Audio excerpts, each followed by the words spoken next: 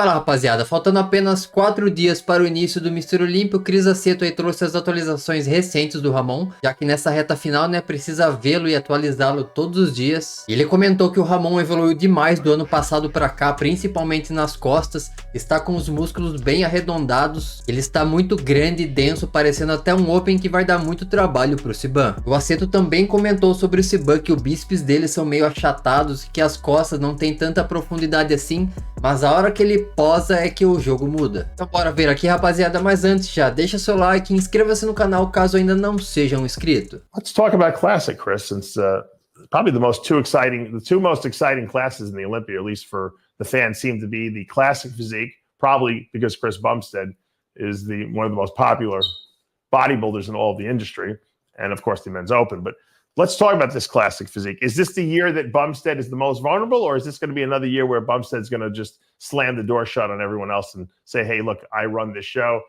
Yeah, you guys might be close, but I'm still the champ.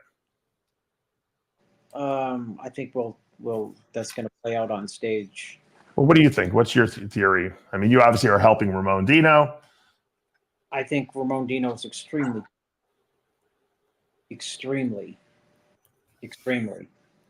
How much closer do you think he'll be this year to Bumstead than he was last year? What's that? How much closer will Ramon Dino be to Chris Bumstead this year than he was last year? Much. Muito. What are the improvements that you would say he made? Está muito mais perto do que ano passado. This is a hard physique to beat right here.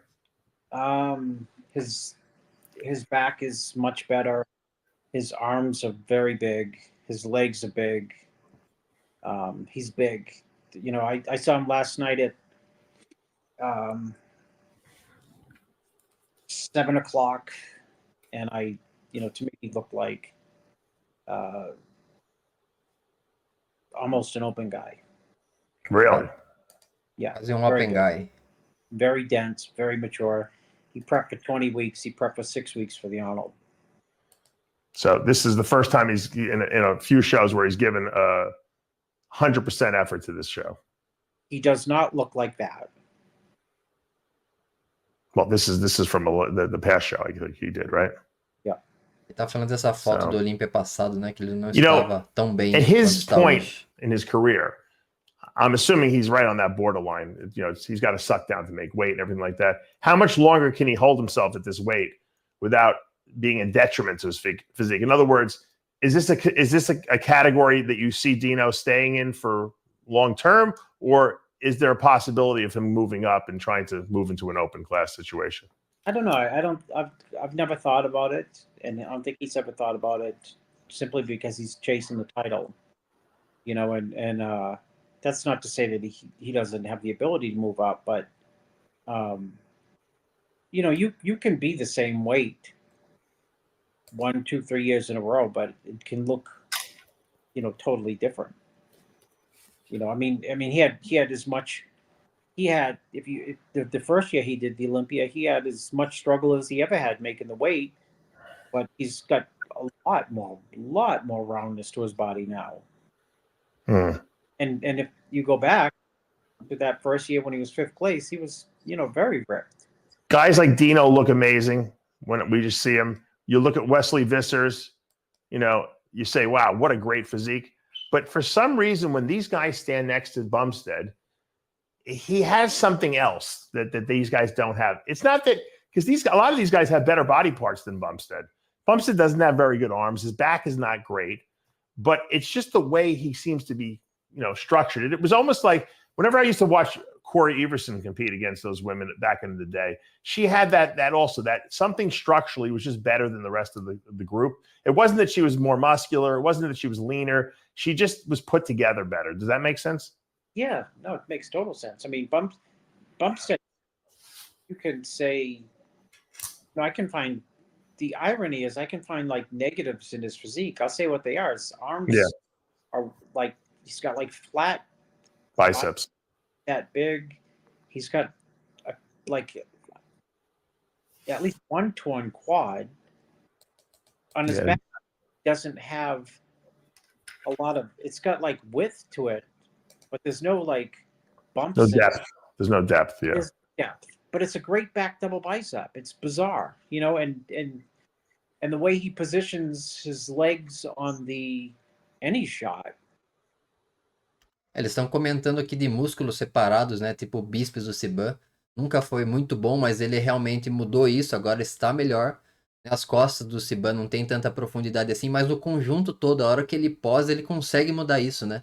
Ele tem uma expansão absurda, ele consegue diminuir esses pontos fracos, né? A hora que ele posa, porque ele posa muito bem. He knows how to show his physique off for sure. Ele sabe como mostrar seu físico. Perfectly well, and he's probably the only person who has technically weak body parts or odd or shaped body parts that you would never say they're odd in the poses. Right. Right. But I agree with you, the structure, you know, it's a structural class still. And that's why Terrence Ruffin, you know, at his absolute best, is a top 5 guy all day long, even though he's smaller. Yeah. Well, no, he is small, but he doesn't appear small on stage because of his, you know, his structure. So, a estrutura dele é boa, you né? know, that great analogy, Dave, between Corey Everson, because I was around when Corey Everson was competing, and I used to see her train in the gym, and I thought, you know,